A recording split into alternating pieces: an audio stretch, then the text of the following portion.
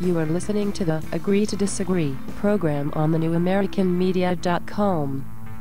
And I do want to continue to thank everybody who stuck around and listened to our conversations with Blake Wally of Freedomizer Radio, who was talking about the Bilderberg Group, about Mitch Daniels as a possible VP choice, and a possible Ron Paul assassination plot. We'll keep our eyes peeled on that because that's no good. I don't like that word at all. I want to thank Mark Clare with Lions of Liberty for joining us to talk about the TSA and the unfortunate groping incident that some citizens are subjecting themselves to without protest. I think it's time to protest that stuff. And we wanted to thank Zach Barris for joining us on the Unhappy Hour. By the way, if you're listening out there live or if you're listening on YouTube, please click the subscribe button on youtube.com/thenewamericanmedia. youtube.com/thenewamericanmedia. And if you're on Twitter, find us at American_media_. And follow what we're doing. We would certainly appreciate that. So right now, what we're going to do, without further ado, and hopefully we haven't kept him waiting too long. I know we're a little behind, but this is going to be Josh Fernberg, zombie enthusiast. We'll set this up once he picks up here.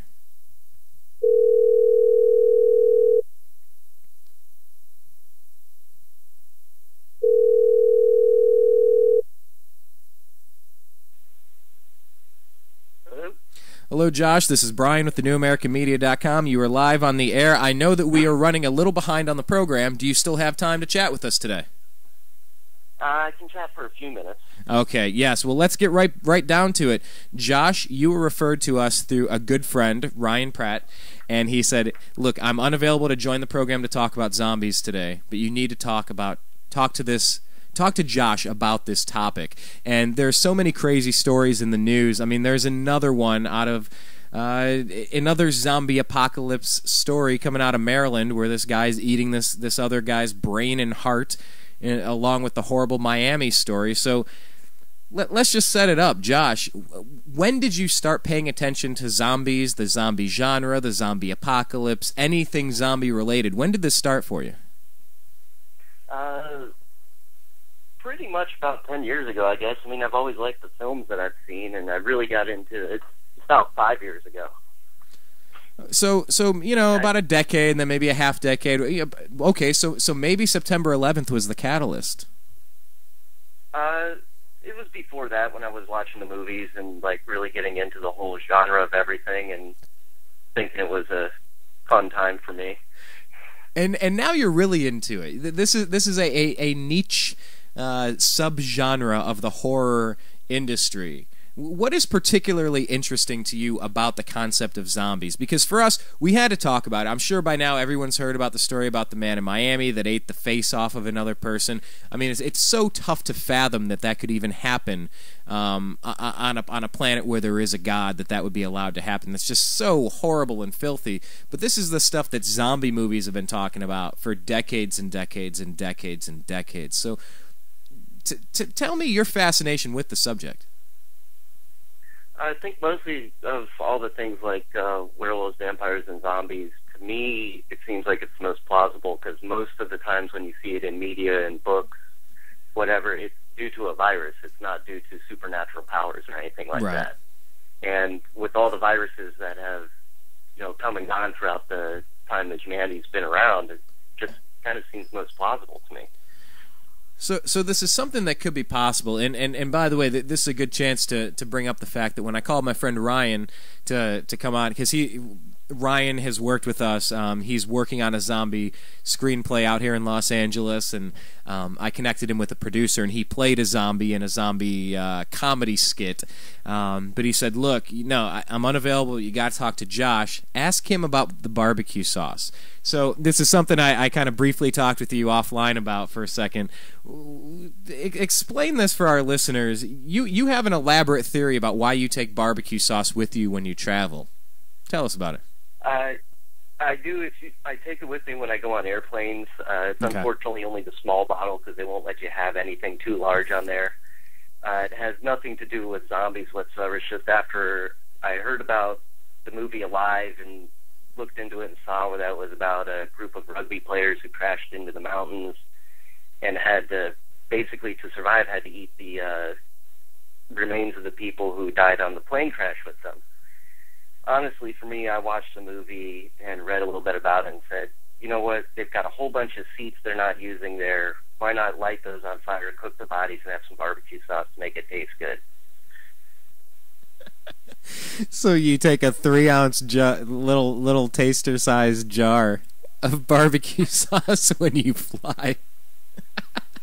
Whatever they'll allow me to bring on the plane. I mean, I'm not hoping that something like that is going to happen. I'm just saying if it does, you may as well be prepared for it. Well, I'll tell you what, I don't purchase car insurance because I want to go out and hit a telephone pole or drive through a Taco Bell. You know, I get insurance in case of worst case scenario, and that's kind of, you know, like that's kind of what this whole prepping movement. I don't know if you've seen that. Have you seen that television show Doomsday Preppers? That I have not seen yet, no. But you've seen some similar type programs where it's like end of the world type scenarios where you have to consider worst case situations. And, you know, it's very closely related to the prepping scenario because you would have to consider a world that's so upside down and crazy. What would you need? Let me ask you this. Because you said, I believe your exact quote was, I want it to happen. I think that it would be fun. So why would you want it to happen? A zombie apocalypse? I honestly couldn't tell you why. Honestly, I think it would be fun. I love the movies, so I figured, you know what, I bet I could survive in that when most people couldn't. Why not give it a shot? It'll at least liven up the next couple of years while they're looking for a cure, if one can be found. So it'd be a little bit like a training exercise then. Yeah, I mean, end of the world scenarios, if you look at them, the preparation to survive one, they're all pretty much the same. Right. Food, water, and good shelter. Food, water, shelter. So, and you live in a major metropolitan area, so you're kind of in the middle of the horde, you know, in a stuff hitting the fan scenario. This would be a horrible place to be, a large metropolitan area. For most people, yes, I would enjoy it, though. I'm not going to be traipsing off to the hills immediately to hide. If I'm out, I live in Los Angeles, so if I'm out in the valley, I'm going to be the one person driving right back down the freeway into town, screaming and yelling with joy that it's actually happened. So I get this vision of like the 10 East or the 405 North, completely packed, heading east or north, and one guy on like a motorcycle or one guy on a bicycle or one guy in a Volvo or something, just driving and laughing maniacally, driving back into the city like as the smoke is spiraling upward. You would actually come back from a safe scenario just to get into the fray. Paint a picture for us. Paint a picture for like what you could envision happening if you allow your brain to go completely into sci-fi land of zombie apocalypse. You know, mass hysteria, lots of fires, lots of looting. People are going to be out trying to take everything they can, you know, not really caring about what's going on, and that's fine for me. The more people who go crazy, the better it is for me, because honestly, your best tool that you have at hand in any given moment is your brain. Calm, rational thought will get you through pretty much anything. So while everyone's lighting fires and stealing everything, I'm just going to be sneaking around behind them, getting whatever I need to do, and just watching it all go down. That's a good point, though. Now, have you had any military training or something? Because the fact that you're referencing the brain being the most important thing you can have, it's not a TV, it's not money, it's not weapons, it's your brain. You gotta quit, and you know, perhaps not so coincidentally, that's what zombies are usually going after, is brains. But your ability to think on the fly is what's going to cause the difference. And there are a lot of people that just aren't going to pay attention to these types of things. That's true. I mean, you don't necessarily need 300 guns and a huge vehicle to survive in any type of situation like this. I mean, number one thing someone probably will need is some sort of good knife, because you never know when you're going to need to cut something to make a bandage or make a snare to catch an animal, or, you know, just cut through something, whatever you need it for. So, you've spent a lot of time watching these movies. For the casual fan of the genre, which movies would you say would be essential to watch? Are there a couple at the top of the genre that are better than the rest? Probably the number one choice for just the best, well-done zombie film, just cinematically, has got to be the original Night of the Living Dead. That, for me, just sets up what is going to be the 99% of the population's situation if the zombie apocalypse happens, which is you're in a house, you don't have very many supplies, they're right. just kind of wandering around outside, you're watching it happen, they board up the windows, they get up the stairs, and they try and figure out what to do next. In this, it's a situation where, we talk about like the supernatural concept of a zombie. Something that dies and then becomes reanimated, and it's not quite alive, it's not quite dead, and it's hard to kill, and it's just this thing that's just slowly creeping at you, or moving at you as fast as any human would, depending on the various stage of decomposition of the body, I suppose. But, in a real scenario, whether it's something like Hurricane Katrina, imagine a huge, massive earthquake out here on the San Andreas Fault, some sort of tornado. You would be talking a situation where there's no power, where there's no rule of law, there are not enough police officers, there's no transportation, there's no money, there's no food at the local supermarket, and people say that populations tend to turn into zombies at that time, kind of figuratively, not literally. They didn't die and get raised again, but that's what happens to people that are not prepared in a natural disaster. So what would you say? You said a knife. A knife would be something very important to have for a myriad of reasons. What else should people consider having so they don't become like zombies in a bad situation? It's honestly just you're having your wits about you. You can stock up with food and water all you want, but unless you've got thousands of dollars to stock up on MREs or canned food or dried, dehydrated foods for, 5-10 years, you're going to run out eventually. You've got to be able to figure out what you're going to do, where you're going to get to sustain yourself. And by going into the mob mentality and running around trying to steal everything, grab something someone else has got and just start looking for things that you're waiting to be pre-manufactured and created for you, you're not going to be in a good situation. You're right. And, a bad situation was that homeless guy apparently sleeping underneath an overpass or something in Miami. I'm sure you've heard the story by now. What are your thoughts on this? It's not quite zombie in the fact that it's not someone that died and came back, but this is a human consuming another human, which is usually where all of these zombie movies lead to, is these undead creatures attacking and consuming, eating other humans. What did you think when you heard this story? The apocalypse has started in Florida. Why not? You know what? Maybe it was a hurricane that passed through Haiti, because there's a lot of zombie rituals and different things and different cultures in Haiti. Maybe it was a hurricane that went from Haiti up to Florida and it dropped something into the water. That could be. I'm not sure whether voodoo is very big in Haiti. I know that in the Caribbean is basically where it's strongest at, and the whole voodoo zombie thing is basically a drug that the shamans mix in and turn someone basically into a brain-dead zombie who just follows commands and can just do the basest of tasks for them. Now, do you think that this guy in Miami, do you think that he might have been this Rudy Eugene who attacked and ate the face off of this other guy? It's so horrible to think about. Do you think, just on a layman's term with your zombie background and the whole affiliation with the genre, do you think this is someone that was being controlled by someone else? I've seen a lot of high people, but I have not seen anyone that has desired or even attempted or started to or threatened to eat somebody's face. This is a next level that I've never encountered, despite living in a college town for 8 years. I've never seen this before. What do you attribute this to? A lot of the reports I've seen, they've been talking about he was on drugs. He and this is what caused the freak out. I've never personally heard of someone being on drugs and trying to eat another person. I don't know where that's from, but unless it's some crazy, ridiculous drug that I want to know what it is so I can stay the hell away from it. Yes. I will never drink any open water source or any draft beer or any...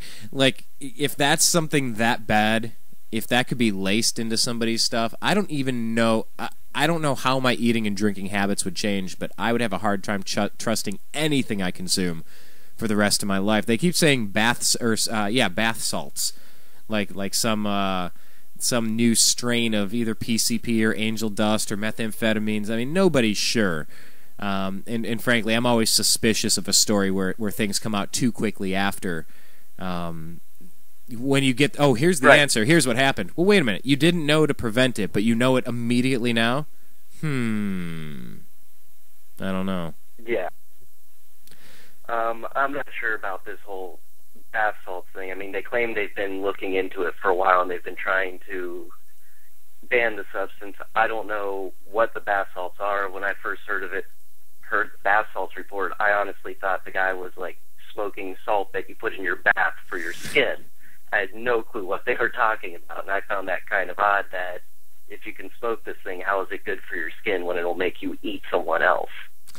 Yeah. So, you know, this corresponds at a time where that Coney 2012 guy stripped naked, just like these guys. He stripped naked and lost his mind in San Diego. He didn't eat somebody, but it almost seems like he was targeted. It just seems shocking to me that guy went through a similar thing where he stripped naked and lost his mind. Apparently, this guy, this Rudy Eugene in Miami, he stripped naked and lost his mind in Miami. And then you have another story. Have you heard this one? Have you heard the one about, where was this? Alexander Kinua of Maryland allegedly admitted to dismembering his roommate and then eating his heart and brain. Did you hear that one? I've heard about it. I haven't gotten all the details yet, though. I just heard about it a couple of days ago, and that's just... I've got no answer for that whatsoever. Like, I don't know if they're trying to blame it on drugs, if they're trying to blame it on trying to consume his power by eating his heart. I have no clue what they're going for on that. I don't know what they're going for either. You know, you always wonder and you worry about copycat situations where you hear something and then there are so many disturbed people, they just kind of go a little bit, I don't know, crazy with it and decide to emulate or imitate and do stuff like that. But I don't know. I mean, you're not here as a mental health professional. You're here as a fan of the genre because you are just a zombie apocalypse, just an enthusiast. Tell me, now we all know the bad side. Well, I guess some of us don't know the bad side. What would you say, if you could throw a couple of ideas out there, what would be some of the bad things about a zombie apocalypse? Just a couple of the easy-to-define bad things. First off would have to be the smell. I mean, you've got millions of rotting bodies wandering around above ground. That's not going to be pleasant at all. Right. Yeah. Second, the insane wailing and just groaning of whatever creatures are out there.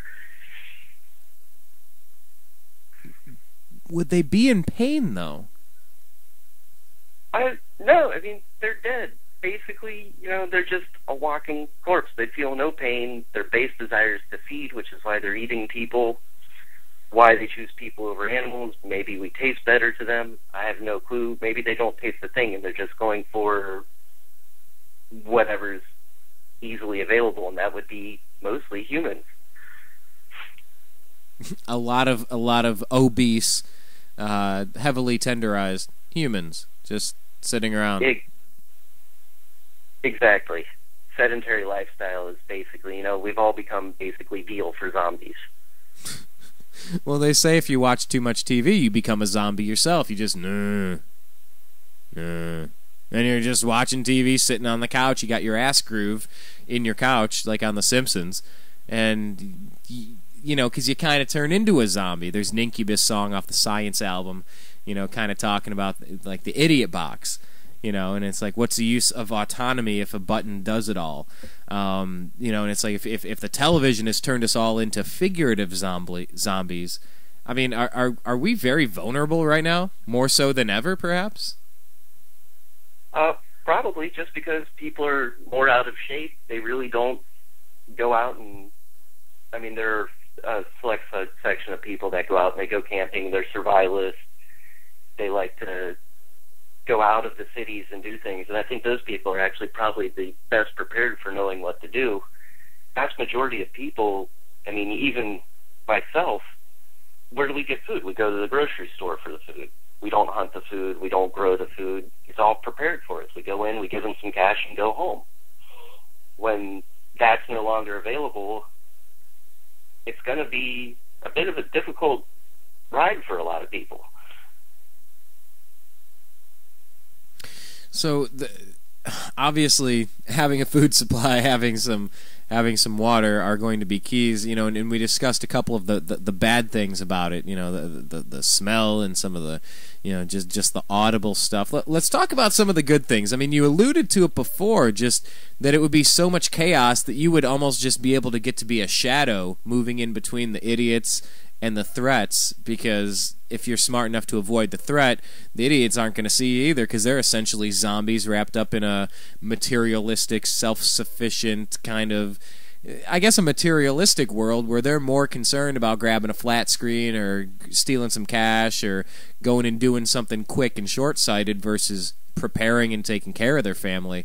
Is that kind of the appeal, that you get to kind of move in and out as a shadow, like a thief in the night, in between the chaos and the confused?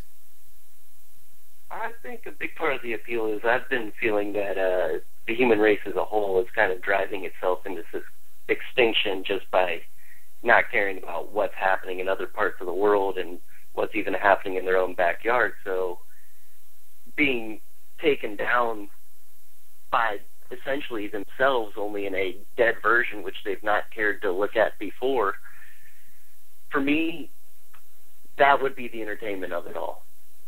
That and getting to kill hundreds and hundreds of zombies every day. Would it be the duty of any God-fearing American able-bodied man or woman? Would it become a duty at that point to start eliminating the threat? Like, we would all have to become self-initiated militia members to attack the zombies? Is that what we'd have to look at, where it's almost like, whether we want to or not, we have to start thinning out that herd. We have to start defending ourselves. And whether we signed up for the job or not, every human not infected becomes, that's the default job for everyone, is to kill as many zombies as possible? I wouldn't say that. I'd say if you do want an end to it, yeah, everybody needs to, grab something, start taking out the zombies, get rid of them, make the plague go away so that we can get back to normal. But then again, also, if it takes a number of years, once we get back to normal and there's no zombies, then what? People are just still not really gonna know what to do.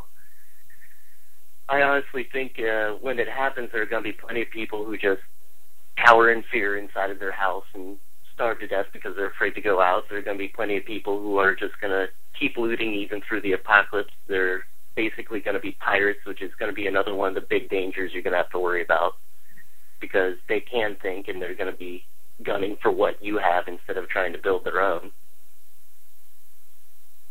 For me, like I said, I mean, I don't know why. I just think the whole thing has mass entertainment value for me.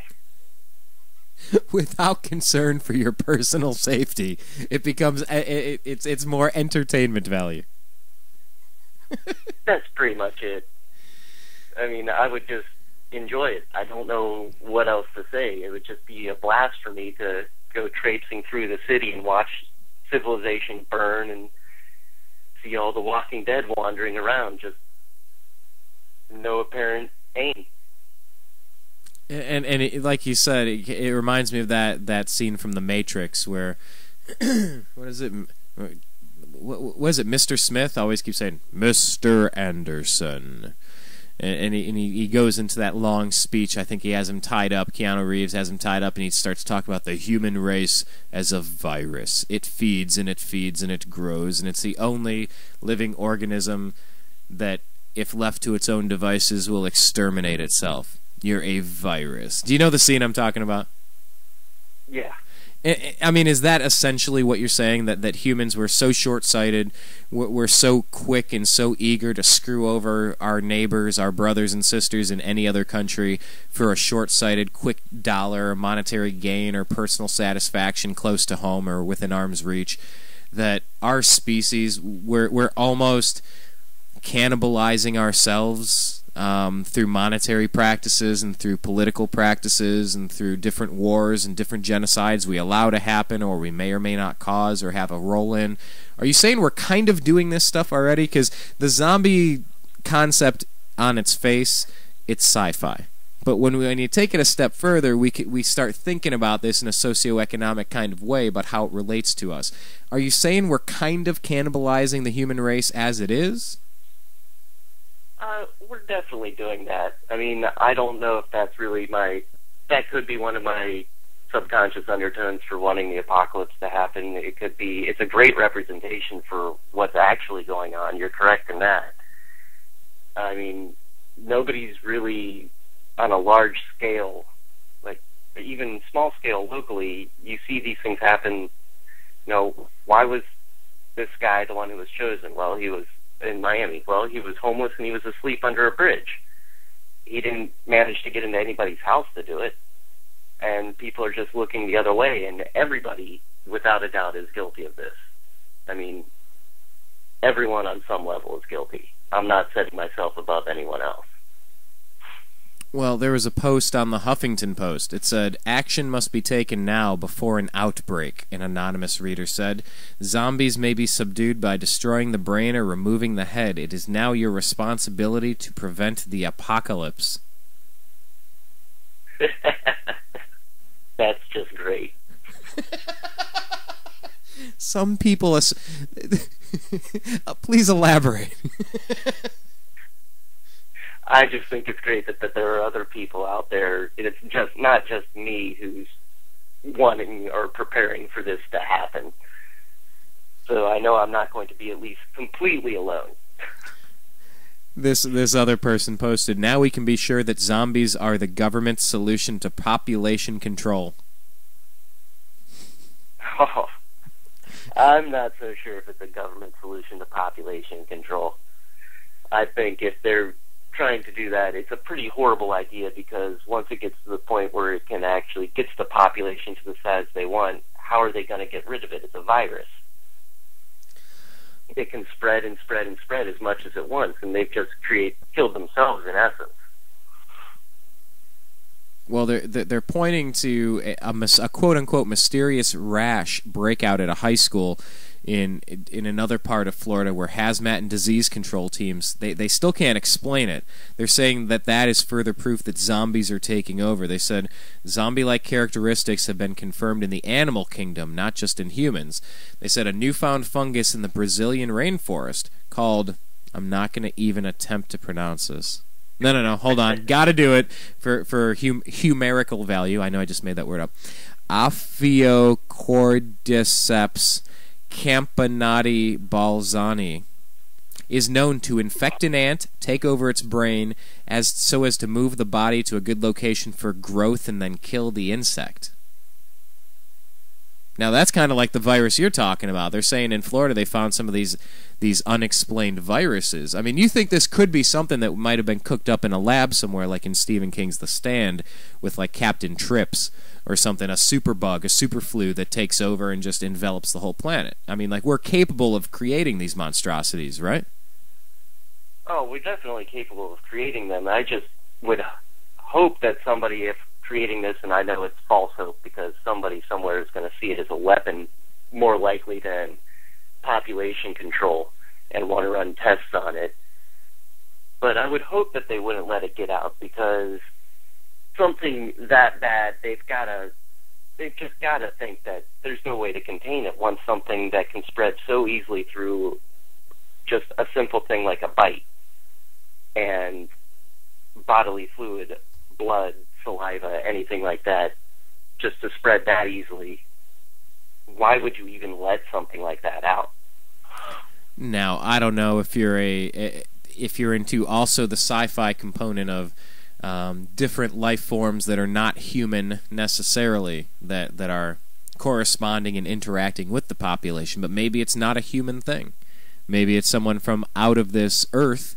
In pretty much every major spiritual practice, holy book on the planet, they all talk about beings descending from the heavens, from the skies, from the heavens. I mean, essentially, that's theoretically where the Grim Reaper comes from. Where I think it was the 15 or 1600 when the Black Plague came by. They said that they saw people that were spraying mists of stuff into the air prior to outbreaks of the plague. So, like, you reinterpret that story 500-600 years later. You go, oh, okay. Well, if someone came here and had a gas mask on and their outfit, and they blasted some stuff into the air, maybe they're just trying to kill off a nice chunk of the population. I mean, that could be possible. Do you think there's a chance zombies could be something, I guess, extraterrestrial, not of this earth, that are trying to thin the herd a little bit of humanity? I've never actually considered that, because it seems like a pretty bad way to go about it, honestly. If you want to thin the herd, just give them something that just kills them and doesn't cause them to stand up and walk around that you've got to take care of later. Just seems like extra work to me. Well, great. Well, now that you retort that way, it sounds like extra work to me, too. I think I would tend to agree with you on that one. I mean, if you really want to get rid of a large chunk of a population, why make them harder to kill? I mean, they're already dead. They don't feel pain. You can't shoot them in the chest. It just seems like you've made it just that much more difficult. All right, we're talking with Josh Fernberg, zombie enthusiast. Let me just paint a picture here. We're going to wrap this up in a couple minutes, but I just want to paint the picture. Let's say, and I'll just toss new scenarios at you. And I'm just, like, respond back to me. Like paint the picture for, like, a quote-unquote ideal zombie situation. So, say you're living in a major metropolitan area such as Los Angeles.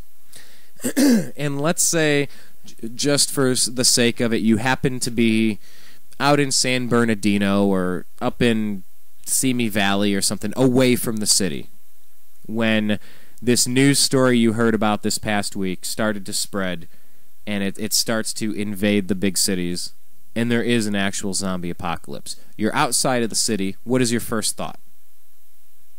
I hope the southbound is clear. Okay, so you're on the 405 North. Your intention is to get on the 405 South and head back into the city immediately. It's just like, yes, it's go time. Well, yeah, pretty much. I might stop, call a couple of people, and see if they want to join me, but I'm not going to be waiting around too long. So let's say you find 2 or 4 buddies. So it's you and about 5 of your friends, meeting up at a place in Los Angeles, and it is chaos. It's just things are burning, people are screaming, zombies are running, it's mayhem. What do? You know, let's just say you didn't have any sort of weapons, you don't have many things on your person. What's the first thing you do? I find the closest hardware store I can to procure a crowbar for myself. A very, very useful tool. Okay, so you would go with crowbar as opposed to a handgun, a shotgun, a shovel, a chainsaw, or anything. Crowbar. Why would you pick crowbar? You can carry them around. They don't make noise. You never have to sharpen or reload them. You can crack a skull, break a window, pry open a door with one if you need to. For one thing, that's a lot of uses you can get out of it. So you and your buddies obtain 5 crowbars. You've made your way back to roughly whichever hood, whatever type of neighborhood, whatever area in Los Angeles you happen to be from. What is mission number 1? Now you've armed yourself with something. You've come back to the city. I mean, you're almost like a Rambo type character. You're like the Terminator at this point. What's the first thing you do? Do you start worrying about provisions, or do you just go out and start attacking, defending? What do you do first? First thing I do is actually find a nice defensible position, someplace that doesn't have too many windows on the ground floor, has at least a second floor to it, so that I can can get a good viewpoint of what's going on, secure the area so that I know I have someplace safe to go, and then it's out to gather provisions, food, water, and such, whatever we're going to need. So you locate one of these two-story places, and there you are. And you got your buddies. So now you got to look out. You get a couple of different angles. So you got northeast, south, maybe not west, whatever. And you can get a lay of the land and an idea of what's going on. Where does your mind turn to then? Is it fortifying the place that you're in? Is it going out on scouting missions? Do you need provisions, water, food, more supplies? Where do you go next? Fortifications first. If it's got windows on the bottom floor, of course you board them up, you block them off. You want to have some place with at least 2 doors you can brace from the inside, so you always have a second exit route if you need to. Once that's done, then it's on to food, water, any other weapons that you might be able to scavenge on the way there. Happen to be walking by a gun store that's no longer occupied or anybody in it, sure, I'll stop in there and see if I can find anything. I'm not going to forego them. So there you are. You're fortified. You've maybe gone on a quick scouting mission to grab a couple more weapons. Now what? Now you're stuck there. Maybe you grab some food. So you got a nice short-term plan, but you're in the middle of something that we haven't experienced in recorded history, some sort of outbreak, some sort of viral outbreak here. What is the next step? You fortified, you grabbed a little bit of short-term food, you've armed yourself. Now what? For me, it's honestly just kind of go with the flow at that point. I mean, I honestly don't want to have 5 years of food stored up inside the house. That would just be boring to me.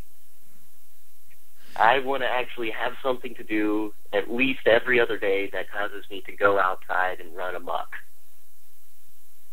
So what would be the highlight of your day?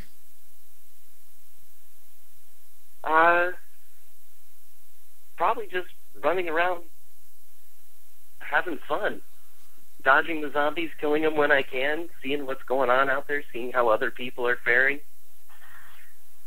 So would you say it's a little bit like skydiving or rock climbing, the adrenaline rush of trying something difficult? Probably. That's probably a fair assessment of it. I mean, it will always keep you on your toes, keep you prepared.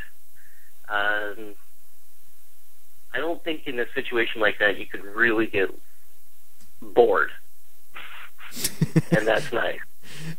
I couldn't fathom a situation where that would be boring. I have a hunch that the heart would be pumping, adrenaline would be flowing pretty nonstop.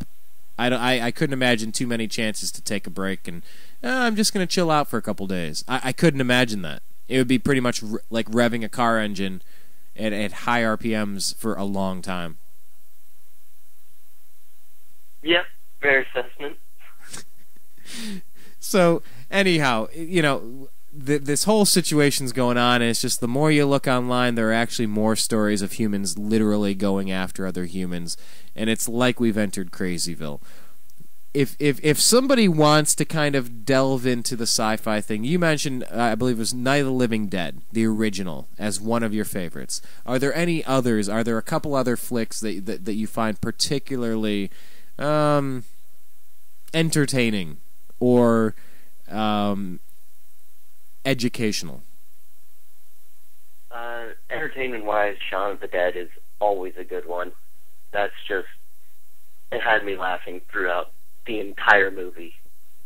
Great film. And what was so funny about Shaun of the Dead? What makes a zombie attack funny? Because it seems horrific. I think just in the way that neither of them really knew what was going on, and they were just scrambling, and they were making the worst plans whatsoever. He runs to his ex-girlfriend's house, who is, of course, in a lockdown apartment building on, like, the 3rd floor where no one can conceivably get to them, and instead he takes them to a pub with large floor-to-ceiling windows covering half the wall, which are easily broken. So it's funny watching people make the worst possible choice imaginable. Yeah. And knowing that you're not going to go that route. So Shaun of the Dead's good. You got Night of the Living Dead. Are there any others?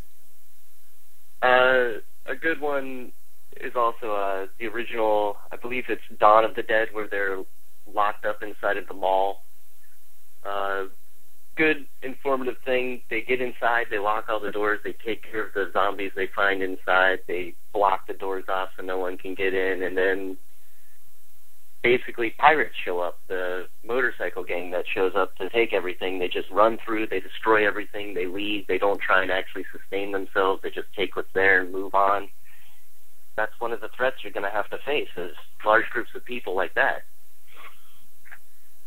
The huddled masses, the weak, the desolate, the confused, the unprepared.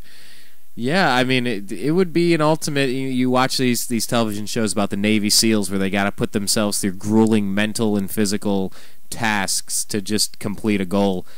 I think it would be something similar if you had to literally fight for your life on a daily basis. That'd be pretty crazy. That would be very intense. So. I don't know. Are people crazy to think... I know you said you saw the story, and you said the zombie apocalypse is starting in Florida. Do you think literally that could be happening? Or is it just kind of like this guilty pleasure hoping that everything hits the fan? Because it would just... there would be fun and chaos. Without a doubt, I'm hoping. I'm definitely hoping that's the case. So what's the main appeal?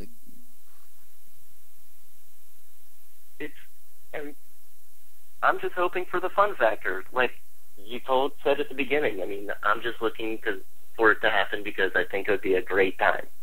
I don't know about anyone else. I can only speak for myself. There's a Tool song, Anima, or Anima, Aenima, and it says, "I can't imagine why you wouldn't welcome any change, my friend. I want to see it come down, suck it down, flush it down." And they're talking about some sort of earth change where a big tsunami comes and wipes Los Angeles off the face of the map. I can't imagine why you wouldn't welcome any change, my friend. Just kind of like this sick frustration with so much that's going on, just saying, I don't even care if it's a zombie apocalypse. A change from this thing that we're in has got to be better than this. Is that a similar sentiment? Am I totally off in left field, or am I starting to get close to it there? You're close to it. I mean, there is a sense of stagnation as to what's actually going on, but, some things are good, some things are bad. Good, you're pretty much well protected in this country. Just, you can live your life, do what you want. Obviously, economically, there's some problems going on. Right. But I think change, if it's handled correctly, is always for the best. The problem is most people can't actually handle change, so they freak out and go nuts. Turn into walking zombies. Exactly.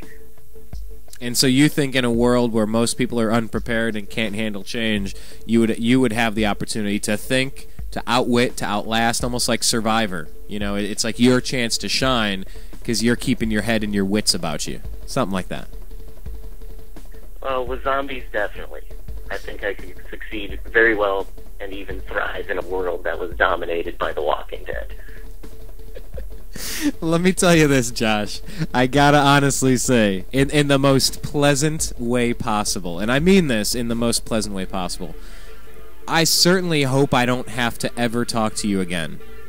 And I mean this because, yes, I think you and I should chit-chat offline as pals. But I mean, I certainly hope we don't have to go on the radio again to discuss more zombie stories, because I'm telling you, between Maryland, between Florida, between the other things I'm finding, the more that I'm looking around, good Lord almighty, Josh, if this becomes a weekly occurrence at some point, I'm going to have to head for the hills myself. So,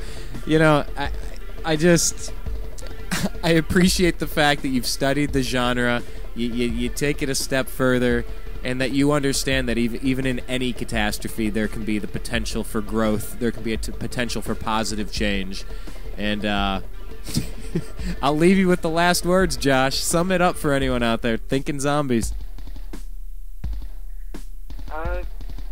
Just enjoy it. Have fun. It'll be the easiest way to stay calm and get through it all. That and some barbecue sauce. Exactly. All right, Josh. Thanks a lot for joining us today. We'll post this up on YouTube. I hope you get a chance to check it out and forward it to your buddies. Thank you for joining us, Josh. You have a great weekend, sir. You too. All right. That was Josh joining us, talking about some zombie action, talking about some of what would happen if the zombie apocalypse were indeed upon us. I mean, it's horrific. Imagine if this was like your long-lost uncle or somebody that got attacked under a bridge and had his face gnawed off by some dude. I mean, is this some sort of government conspiracy? Is this some sort of diabolical plan? Is it just bath salts and some crazy drug? I mean, I watched the Dave Chappelle skit where they talked about cocaine is one hell of a drug. You know, and cocaine might be a hell of a drug, but I've never known of anyone to get high and want to eat somebody's face. That's just Looney Tunes to me. I've known a lot of potheads. I assure you, Barry Obama and his Choom gang, as high as they got and the munchies that they got, I've not heard of them wanting to consume other people's faces. Those aren't the munchies I've ever heard of, and I lived in a college town for 8 years. I did graduate in 4. But my name's Brian. I want to thank Josh Fernberg talking about zombies, Blake Wally of Freedomizer Radio talking about Bilderbergs and Ron Paul, Mark Claire with Lions of Liberty talking about the TSA, and our special co-host Zach Barris on the Unhappy Hour talking about sports. My name's Brian Engelman. We do this every single Friday. Subscribe to our YouTube page, youtube.com/thenewamericanmedia. Thank you so much for joining us. We'll be back next week.